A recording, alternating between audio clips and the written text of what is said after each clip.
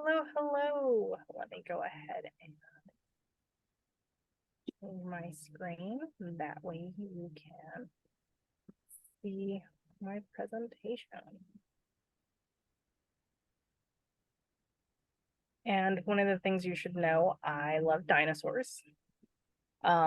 If you guys will do me the honor, if you can put in chat your favorite dinosaur, because I don't think we ask enough as adults. I don't think we're asked enough what our favorite dinosaur is. But this is a presentation on doing research on a topic that has absolutely no research on. And these are the ones that I really love. So let's go ahead and jump into spelunking into research. I decided to go ahead and look at a topic that has absolutely no information on it. So are mops even, period? Would anyone use a mop during the Middle Ages? So let's begin. Where do we even begin? I have a list of things that I usually go through when I'm finding information for a topic that has absolutely no research. I'll start off with Google, and then I'll go to book sites to see if there's any books on the topic. Google Scholar and Google Books, language research, academia, archaeological research, and then I will go ahead and do in-depth many hours of research to find if there's anything I could find. And I want to see the chat just because I want to see everyone's. Yes, ankylosaurs, yes, as well as chickens or theropods. Yes, I love that. So let's go ahead and research. Roar! Warning, you might find yourself getting very frustrated. It's okay if you don't find any research. Alternatively, you might be like me and you might find yourself super giddy and want to keep researching because you can't find anything. And you have a weird drive to keep going. So go ahead and if that is the case with you, find a bad idea bear that will totally encourage you in not the best ways, but to keep going and to find research. If you find another person who loves being giddy with research, team up with them and go ahead and keep going, especially if you can't find anything. So step one, Master Google. Remember, you are looking for specific words. The words that I'm looking for normally is like mop, history of mops, Middle Ages, medieval. You're going to try a whole bunch of information. I usually put the quotation because I want Google to have those words together in a specific document, and so they'll research.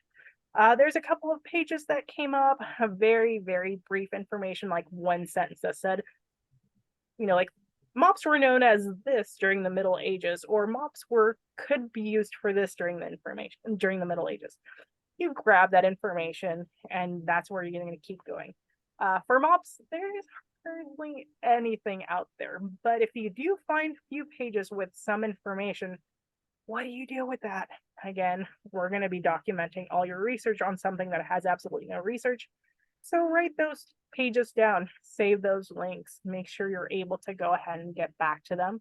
So you could find, even if the information is incorrect, even if you find later on that that's not correct at all, that is still your base. That's your finding, your starting point, and you're going to go ahead and talk about that. You could say, I found this research here on Google. Turns out that was completely off and not correct at all. So go ahead and save those no matter what, because they're either learning experiences or they're a way to go ahead and progress your research. Online books and shops. Using keywords, you're looking through different sites to see if there's any books on your topic.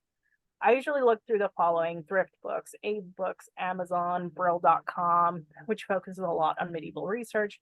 Medieval Update through Facebook. They only publish medieval documents, articles, and books. If you find your favorite publisher that focuses on medieval information, go ahead and put that information in there to see if you could find. I have a tendency to email out or message different bookshops that I like buying from and go, hey, these are the topics that I'm researching. When I was doing that for brooms, they would kind of just laugh at me. It's okay, because there is not that much information out there. And what did I find in all those? I found nothing. There is no book on mops. But let's keep going. That's not going to deter us, is it? Okay, we go ahead and jump into Google Scholar and Google Books. Using those keywords, what do we find?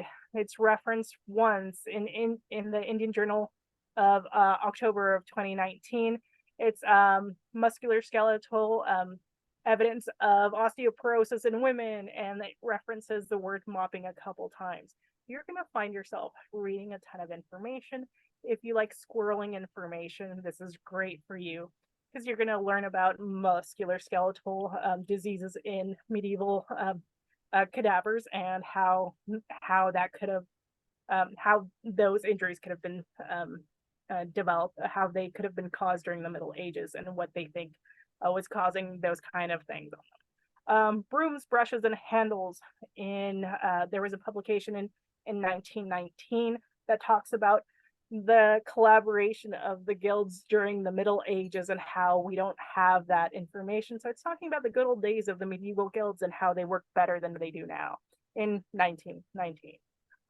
It's also referenced in research on COVID-19 swabs from February 2023 about they were trying to develop swabs to be able to use for COVID-19, and they referenced some mops that were used by sailors during the Middle Ages. And so they took that idea and created the swabs that we use now for COVID-19. They don't go into to detail about the research. They just reference that that's what they got the idea from.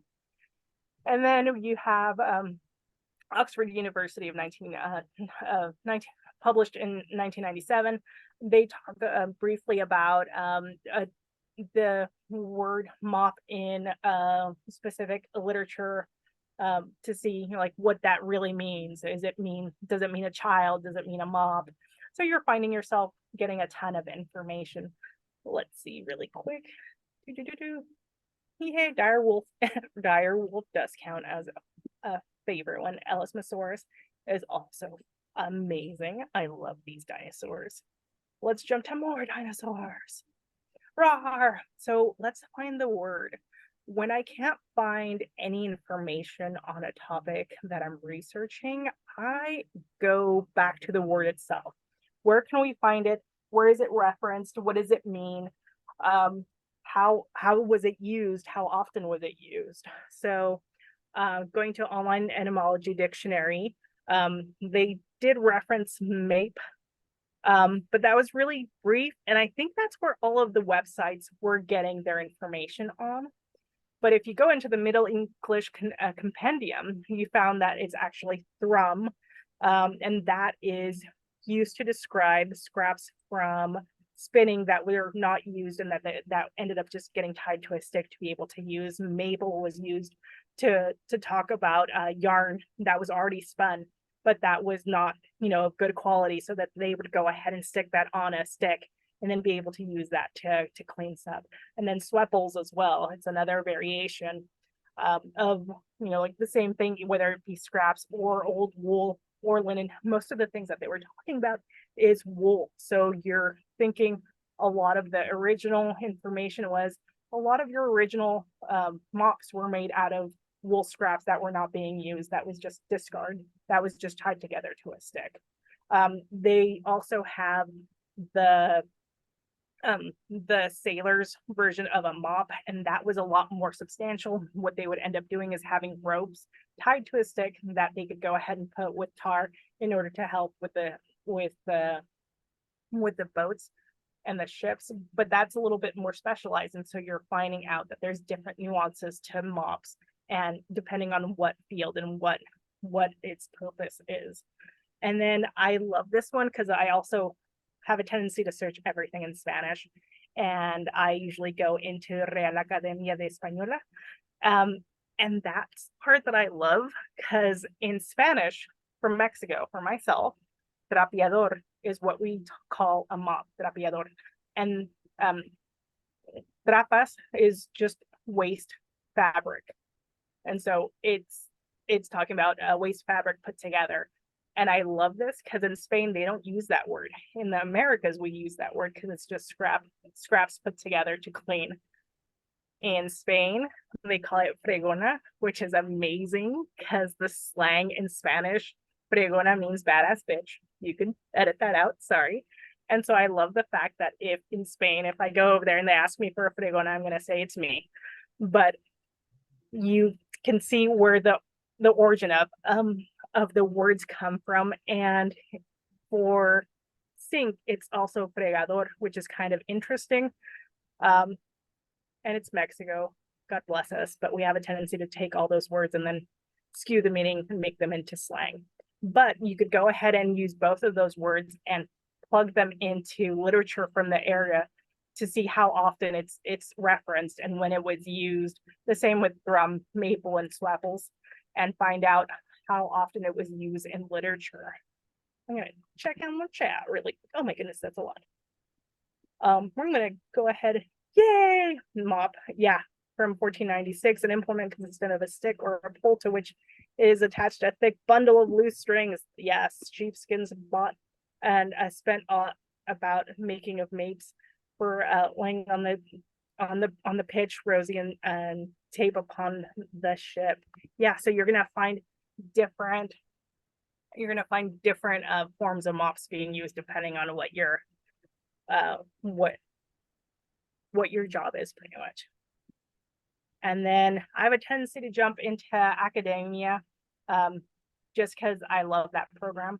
And then I'll go ahead and use a lot of the new words that I found, and then put them all in there to see if I can find information. If you're going through and you use the free version and you can't find anything, tap a friend. If they have the full version, you could find all of the other texts that could potentially have it. And again, that's going to be tons of hours of reading because you're going to try to see if there's a lot of information or any information about the actual use of mops. And the thing that I love about going back here, Middle English Compendium and the etymology dictionary, they actually reference the literature or where it was written. That way you could use that in your research to go, this is where I found it. So if you're looking at a specific thing, feel free to jump in there and find how often it was referenced, and it gives a ton of details and information which can help you understand how it was constructed and how it was used. Not just the word, but the object itself. And then archaeological research, using your keywords, we're looking through different sites to see if there are any references to any evidence of mops dug up in any of the archaeological finds.